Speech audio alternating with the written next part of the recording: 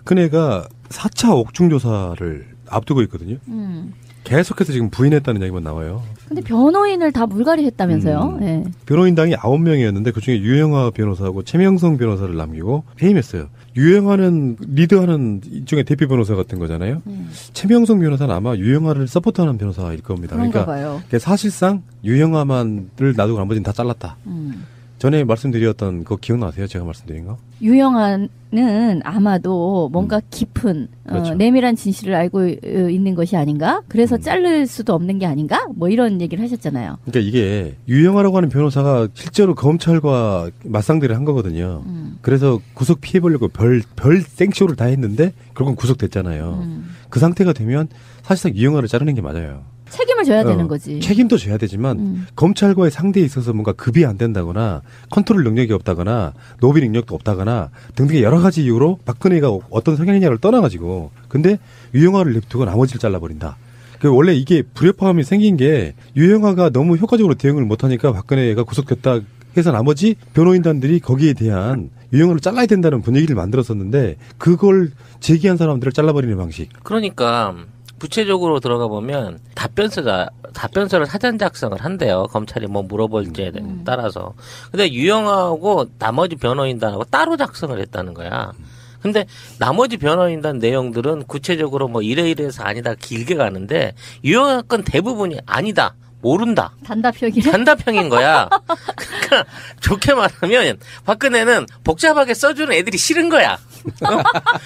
야, 내가 왜 이렇게 복잡하게 긴 걸 받아서 이거야?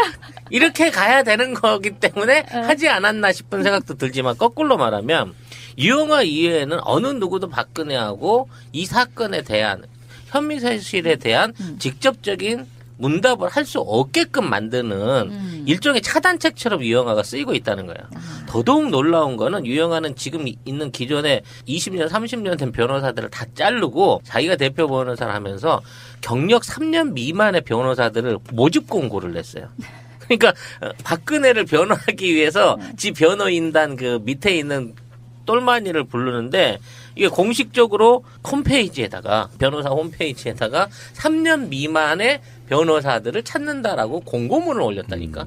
이건 뭐냐면 박근혜에 대해서 앞으로의 법정에서의 어떤 대응 방법이 구체적으로 혐의 사실을 반박을 하는 게 아니라 몰라, 아니야 이걸로 끝까지 가겠다는 이거 뭐 말도 안 되는 유치한 전술을 피우겠다는 선언인 거나 마찬가지인 거죠. 근데 지금 뭐 옳게 박근혜의 그러니까 박지만의 부인이 서양희 변호사라고 나름 꽤 유능한 변호사라고 알려져 있잖아요. 그리고 박지만과 서양희가 박근혜를 뭐 면회를 했다, 앞으로 옥바라지를 할 것이다 이런 뉴스도 나왔었는데 지금 뭐 변호인단이 바꿔쳐지는 이 과정에서 서양희 변호사가 뭔가를 한 건 없나요? 이거 전에 말씀드렸잖아요. 변호인으로 선임이 된 변호사는 하루 종일 피의자랑 같이 있을 수 있어요. 일과 시간에. 그렇죠. 근데 가족인 변호사는 그냥 가족일 뿐이에요.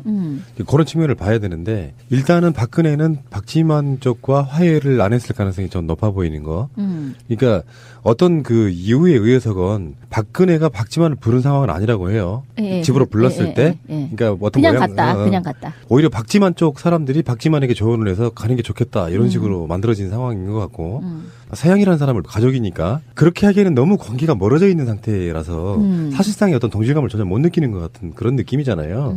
실제로 형제간에 막 소송 나고 뭐 물론 그 당시에는 아마 박지만이가 박근혜 편을 들었을걸요. 유경재단 사건 때 같은 경우는. 근데 또 그 후로 막 벌어지고 이런 상태가 되고 사실상 박근령 같은 경우는 전혀 저기 아버지라든지 또는 아버지 주위 사람들의 후광을 전혀 입지 못하고 그냥 가난한 채로 살고 있는 것 같고 박지만은 그래도 포철 회장 같은 사람들 도움 받아가지고 재력을 갖춘 사람이잖아요. 그렇게 봤을 때 전혀 박지만의 부인인 서양희 변호사가 박근혜에게 그런 식으로 도움을 줄 가능성은 전혀 없어 보입니다. 전혀.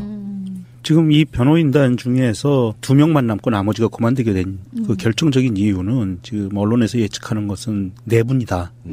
라는 지금 예측들을 하고 있는데 사실 박근혜 관련돼서 이 대리인단과 변호인단 구성원들이 행동한 거를 보면 좀 웃겨요. 유 변호사 이 사람을 데리고 오고 나가지고 유영하 변호사의 말만 들은 거예요. 박근혜가.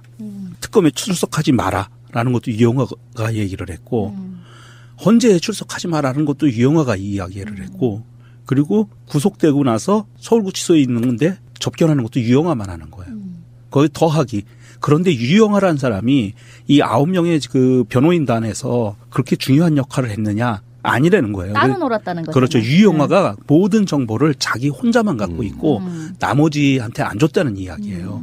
나머지는 그냥 상식적인 수준에서 뭐 자신들의 어떤 법적인 지식을 총동원해가지고 막 답변서도 써내고 하고 있는데 진짜 진실은 아는 바가 없고 그리고 박근혜와도 뭐 조근조근 뭐 구체적이고 상세한 이야기를 들은 바도 없고 이렇게 됐다는 거잖아요. 유영아는 근데 하고 있는 그런 어떤 법적인 절차에 관한 모든 조언이 사실은 굉장히 상식적이지 않고 이상한 우리가 들었을 때도 너무 이상하잖아요. 여성의 사생활 운운한 거 그 시작에서부터 그 이후의 대처 방식이 다 배째라 수준으로밖에 볼 수가 없잖아요. 그런데도 이거를 꾸준히 밀고 나가고 지금도 9명 중에 7명이 갈아치워지는 상황에서도 유영아는 계속해서 그 지근의 자리를 차지하고 있다라는 거는 굉장히 미스테리해요. 그러니까 정말 뭔가가 다른 사람들 자기 변호인들에게도 알려지면은 안 되는 어떤 핵심 그 코어가 뭔가가 있는 거야, 진짜. 그리고 사실 서양희 같은 경우도 그때 찾아가고 했었는데 그 이후에 뭐 영치금을 내고 뭐 이런 식으로 또 이제 찾아가고 했지만 또 접견하는 거는 또 거부를 당했다라고 해요. 그러니까 박근혜 입장에서는 나는 니랑은 별로 할 말이 없는디 이제 이렇게 됐을 가능성이 높은 거죠. 지금 상황이 이제 서양이도 그렇고 박지만이도 그렇고 나름 그 자기들이 알고 있는 인맥으로 변호사들을 지금 섭외를 하고 있어요. 그 이렇게 된 결과가 뭐냐 하면 이번에 그 구속되고 나서 재판을 대비해서 고위 법관 출신 변호사들 영입 작업을 시작을 했는데 저명한 그 변호사들이 다 유형어가 컨트롤을 하니까 안 간다고 그랬다는 거예요. 안 해. 네. 걔가 대장하면 나 그 밑에 못 있어 그 얘기잖아. 그렇겠지. 그렇죠. 예. 유영아가 원래 박근혜 변호인단 되기 전에 박근혜가 현직 대통령이었는데 검찰이 수사를 해야 되겠다고 하니까 박근혜가 개인적으로 자기 변호를 위해서 선임해서 유영아라고 하니까 사람들이 깜짝 놀랐어요. 이 사람 SNS 같은 데서 막 말 함부로 하던 일종의 일배성 변호사였단 말이에요. 그러니까 그쪽 분야에서는 상당히 급이 떨어지는 사람이었는데 그 사람이 박근혜 변호하는 것도 이상했고 근데 나중에 우리가 이제 추측을 해본 게 그거였잖아요. 아까도 그 이야기가 나왔지만 유영아만큼은 박근혜의 내밀한 비리를 알고 있을 수밖에 없는 사람. 그리고 나머지는 내밀한 것을 모르니까 자꾸 자기들끼리 서해당하는 느낌을 줬을 것 같고 아마 박근혜는 그냥 그 특유의 그 스타일이나 또는 지금까지 해왔던 걸로 스스로 멸망해 가지 않을까. 왜 그러냐면 훌륭하게 대처를 하면요. 최소한 형량을 몇 년은 줄일 수도 있는 부분이 변호사들의 역할이거든요. 근데 전혀 그렇게 하지 못하는 상태로 계속 갈 가능성이 높다. 잘 됐어. 그러니까.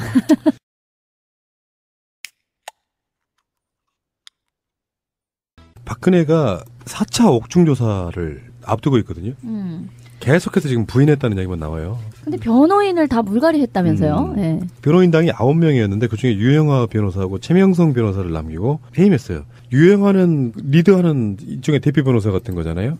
최명성 변호사는 아마 유영아를 서포트하는 변호사일 겁니다. 그런가 그러니까 봐요. 사실상 유영아만을 놔두고 나머지는 다 잘랐다. 전에 말씀드렸던 그거 기억나세요? 제가 말씀드린 거? 유영아는 아마도 뭔가 깊은 그렇죠. 내밀한 진실을 알고 있는 것이 아닌가? 그래서 자를 수도 없는 게 아닌가? 뭐 이런 얘기를 하셨잖아요. 그러니까 이게 유영아라고 하는 변호사가 실제로 검찰과 맞상대를 한 거거든요. 그래서 구속 피해보려고 별 생쇼를 다 했는데 결국은 구속됐잖아요. 그 상태가 되면 사실상 유영아를 자르는 게 맞아요. 책임을 져야 되는 거지. 책임도 져야 되지만 검찰과의 상대에 있어서 뭔가 급이 안 된다거나 컨트롤 능력이 없다거나 노비 능력도 없다거나 등등의 여러 가지 이유로 박근혜가 어떤 성향이냐를 떠나가지고 근데 유영아를 냅두고 나머지를 잘라버린다. 원래 이게 불협화음이 생긴 게 유영아가 너무 효과적으로 대응을 못하니까 박근혜가 구속됐다 해서 나머지 변호인단들이 거기에 대한 유영아를 잘라야 된다는 분위기를 만들었었는데 그걸 제기한 사람들을 잘라버리는 방식. 그러니까 구체적으로 들어가 보면 답변서를 사전 작성을 한대요. 검찰이 뭐 물어볼지에 따라서. 근데 유영아하고 나머지 변호인단하고 따로 작성을 했다는 거야. 근데 나머지 변호인단 내용들은 구체적으로 뭐 이래이래해서 아니다 길게 가는데 유영아 건 대부분이 아니다. 모른다. 단답형인 거야. 그러니까 좋게 말하면 박근혜는 복잡하게 써주는 애들이 싫은 거야. 야, 내가 왜 이렇게 복잡하게 긴 걸 받아서. 그래. 이거야. 이렇게 가야 되는 거기 때문에 하지 않았나 싶은 생각도 들지만 거꾸로 말하면 유영아 이외에는 어느 누구도 박근혜하고 이 사건에 대한 혐의 사실에 대한 직접적인 문답을 할 수 없게끔 만드는 일종의 차단책처럼 유영아가 쓰이고 있다는 거예요. 더더욱 놀라운 거는 유영아는 지금 있는 기존에 20년, 30년 된 변호사들을 다 자르고 자기가 대표 변호사를 하면서 경력 3년 미만의 변호사들을 모집 공고를 냈어요. 그러니까 박근혜를 변호하기 위해서 지 변호인단 그 밑에 있는 똘마니를 부르는데 이게 공식적으로 홈페이지에다가 변호사 홈페이지에다가 3년 미만의 변호사들을 찾는다라고 공고문을 올렸다니까.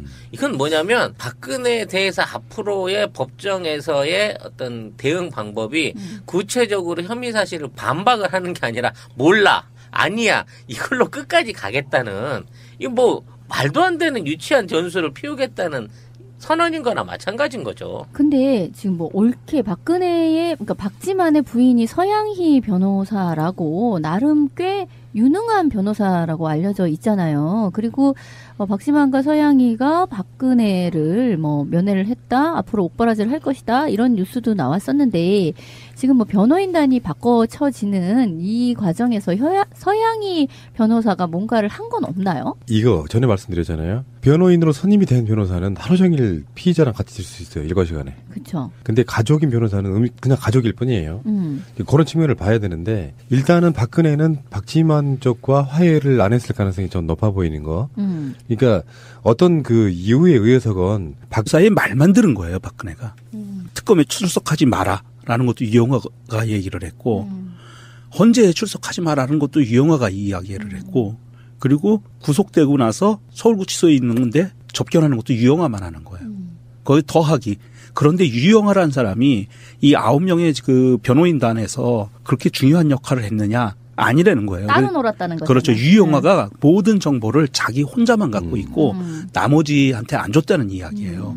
나머지는 그냥 상식적인 수준에서 뭐 자신들의 어떤 법적인 지식을 총동원해가지고 막 답변서도 써내고 하고 있는데 진짜 진실은 아는 바가 없고, 그리고 박근혜와도 뭐 조근조근 뭐 구체적이고 상세한 이야기를 들은 바도 없고 이렇게 됐다는 거잖아요. 유영아는 근데 하고 있는 그런 어떤 법적인 절차에 관한 모든 조언이 사실은 굉장히 상식적이지 않고 이상한, 우리가 들었을 때도 너무 이상하잖아요. 여성의 사생활 운운한 거 그 시작에서부터 그 이후의 대처 방식이 다 배째라 수준으로밖에 볼 수가 없잖아요. 그런데도 이거를 꾸준히 밀고 나가고 지금도 9명 중에 7명이 갈아치워지는. 박근혜가 박지만을 부른 상황은 아니라고 해요. 집으로 불렀을 때. 그러니까 어떤 그냥 갔다. 그냥 갔다. 오히려 박지만 쪽 사람들이 박지만에게 조언을 해서 가는 게 좋겠다, 이런 식으로 만들어진 상황인 것 같고, 서양이라는 사람을 가족이니까 그렇게 하기에는 너무 관계가 멀어져 있는 상태라서 사실상의 어떤 동질감을 전혀 못 느끼는 것 같은 그런 느낌이잖아요. 실제로 형제간에 막 소송 나고 뭐 물론 그 당시에는 아마 박지만이가 박근혜 편을 들었을걸요. 유경재단 사건 때 같은 경우는. 근데 또 그 후로 막 벌어지고 이런 상태가 되고, 사실상 박근령 같은 경우는 전혀 저기 아버지라든지 또는 아버지 주위 사람들의 후광을 전혀 입지 못하고 그냥 가난한 채로 살고 있는 것 같고, 박지만은 그래도 포철 회장 같은 사람들 도움 받아가지고 재력을 갖춘 사람이잖아요. 그렇게 봤을 때 전혀 박지만의 부인인 서양희 변호사가 박근혜에게 그런 식으로 도움을 줄 가능성은 전혀 없어 보입니다. 전혀. 지금 이 변호인단 중에서 2명만 남고 나머지가 그만두게 된 그 결정적인 이유는 지금 언론에서 예측하는 것은 4분이다. 라는 지금 예측들을 하고 있는데, 사실 박근혜 관련돼서 이 대리인단과 변호인단 구성원들이 행동한 거를 보면 좀 웃겨요. 유 변호사 이 사람을 데리고 오고 나가지고 유영아 변호사만 유영아 변호사